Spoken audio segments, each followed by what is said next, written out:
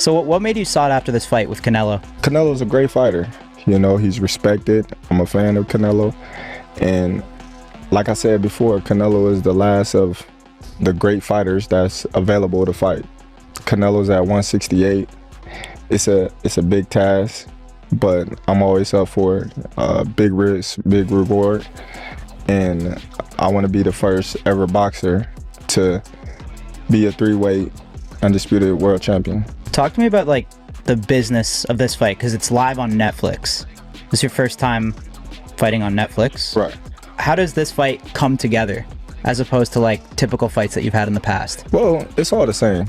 You know, at the end of the day, you got the promotion, you got the network coming out, and they shooting you, and they promoting the fight. It's just, you know, on a different network. This is the best fight in boxing, bar none. You know, we've got two of the best fighters in the world, and Terence Crawford trying to do what no other's done before, a four division world champion, and, you know, jumping up from light middleweight now to super middle, trying to achieve the unachievable against Canelo Alvarez, who is pound for pound. Can he do it? I think he can.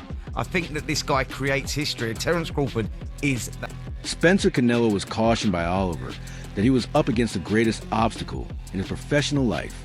Terence Crawford, in his opinion, is pursuing history and venturing into perilous area where legends are either created or destroyed.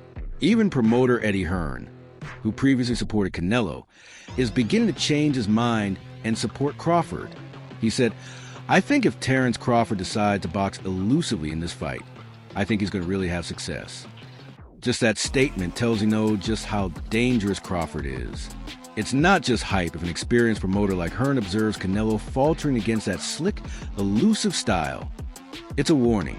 Crawford has a talent to turn this battle into a nightmare, making Canelo chase shadows all night long. The shift in tone from someone who first backed Canelo says volumes, and it shows that the unthinkable is edging closer to reality. Eddie Hearn presented the bout as more than a simple brawl, although it features two legends meeting near the conclusion of their careers. He immediately turned his attention to the weight. I mean, it's two guys that are coming towards the back end of their careers, but two legends, pound for pound legends of the sport. A fascinating fight between two guys with tremendous ring IQ. I guess the big conversation is how the weight will affect Bud and how he will respond to the size. You know, we've got a situation where in Los Angeles, Crawford didn't look that big against the 154. In fact, I thought Madrimov looked the bigger, the stronger guy in that fight. I thought it was a very, very close fight, that fight. Now you're going up two divisions at 168 for Canelo Alvarez, who is, you know, a pound for pound legend of the sport. Against Skull, he didn't look great. You know, the movement didn't look great. I didn't think his legs looked. Fans were reminded by Hearn that Crawford didn't even appear very good at 154, and now he's leaping to 168 against one of the best athletes in the world. The ultimate test of his abilities is that physical leap. Hearn clarified, however, that Crawford's greatness frequently transcends reason. This battle will demonstrate if mere skill can triumph over massive size. Then Hearn brought up the actual threat, how Crawford responds when super middleweight punches begin to flow. He claimed that when he is struck, that is the real million-dollar factor. Hit, that's really the million-dollar question. How can he hang at 168? When you spend time with both of them, they're both so confident, you actually can't see him losing. Bud talks a brilliant game, and he's walked the walk continuously. And he has probably the best boxing IQ in the game. I probably, and you know, Canelo's my guy, but I probably lean slightly. From Hearn's vantage point, both combatants exude such confidence that it is nearly impossible to imagine either man losing. He did, however, tilt in Crawford's direction and compliment his superior intelligence and flexibility. Hearn said that, despite his long-standing admiration for Canelo, the balance leans slightly in favor of Bud.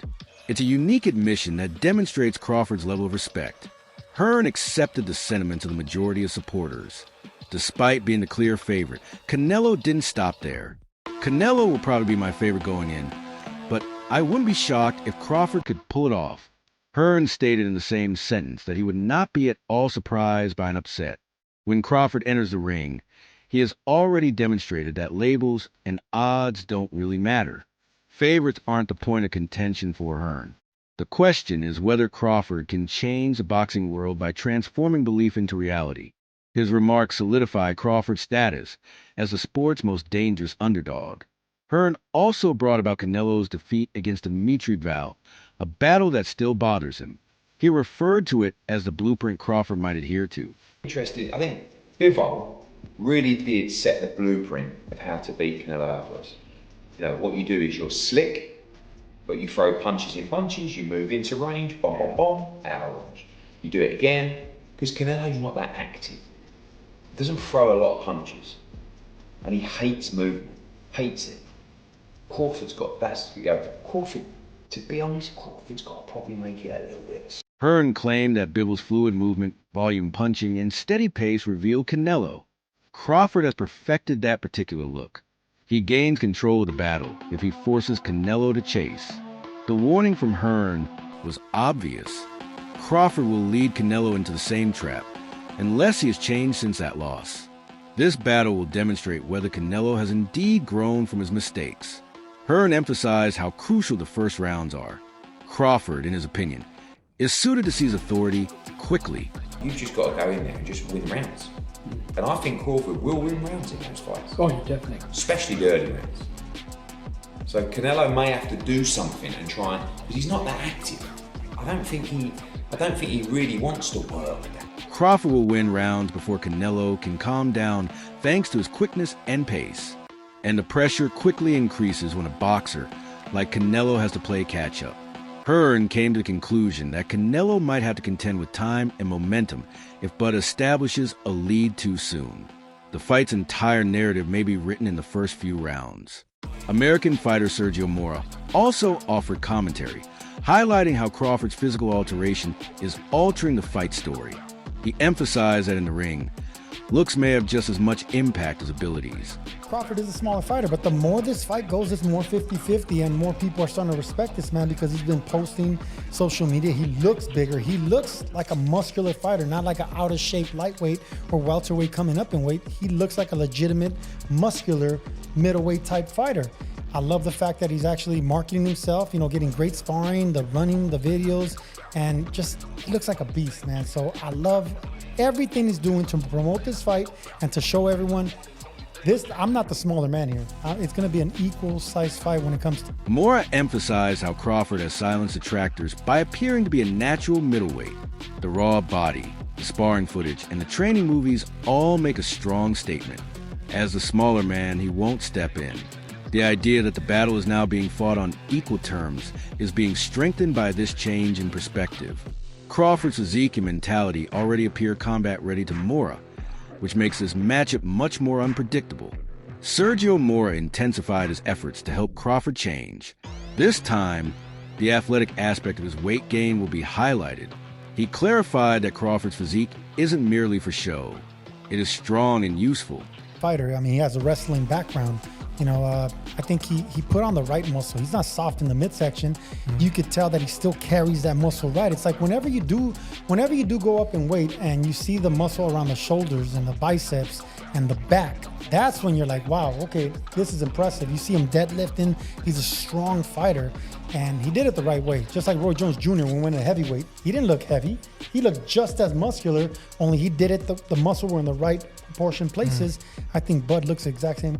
Moore pointed out that Crawford's added muscle looks natural, balanced, and built for fighting. From the shoulders to the back, every part of his frame now screams strength.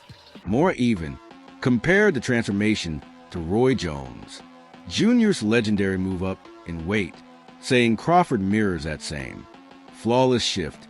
This comparison puts Bud in elite company, raising the stakes for what's to come. Chris Manx also weighed in, pointing out that Crawford's preparation hasn't been rushed or reckless.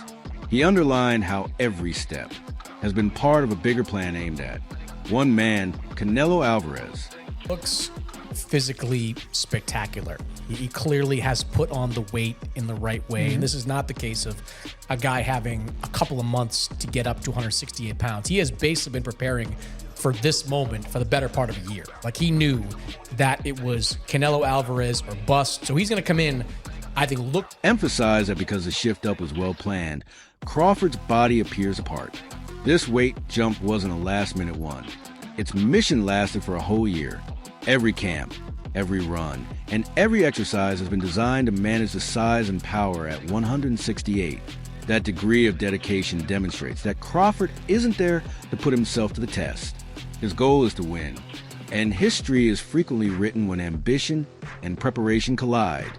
Fans were also reminded by Spencer Oliver of Crawford's uniqueness at welterweight. Bud is not limited to the division. He is one of the greatest of all time. Said it, I think that he lives with any welterweight. His best weight really has been at welterweight. He lives with any welterweight in any division for me, and that's including all the greats. You know, you're going back to your Roberto Durans, Sugar Ray Leonards, all those guys. I think that he is that good, and we find out in September. It's going to be a fantastic. Crawford's name alongside legends like Duran and Leonard, saying his skill set holds up across any era. That kind of comparison is rare and powerful, showing the level of respect Crawford commands. September isn't just another fight. It's a proving ground for where Crawford ranks in boxing history. Oliver's words make it clear this is greatness being tested at its highest level. The outcome could redefine where Crawford stands in the conversation of boxing immortality. Oliver then turned his attention to the fight itself, predicting the kind of war fans will get to witness. In his eyes, both men are simply too good to fold in. Then the belief that Crawford will win, will beat Alvarez. And I'd like to see him beat Alvarez, quite frankly. I mean, a joint 70 knockouts in their careers. They're incredible. Is this going to go the distance? Insanely, I think it will. I think because they're both technically that good and they're both very durable. That's how they become the superstars of the sport of today. You know, they both can take a shot. They both mix it up. They'll both sit in the pocket. You're going to have excitement for sure because they will both go for it. They're both spiteful, very heavy-handed, but I think they both hit. Remember to subscribe to our channel and watch this space for more videos like this one. History is about to be written, and the countdown is on.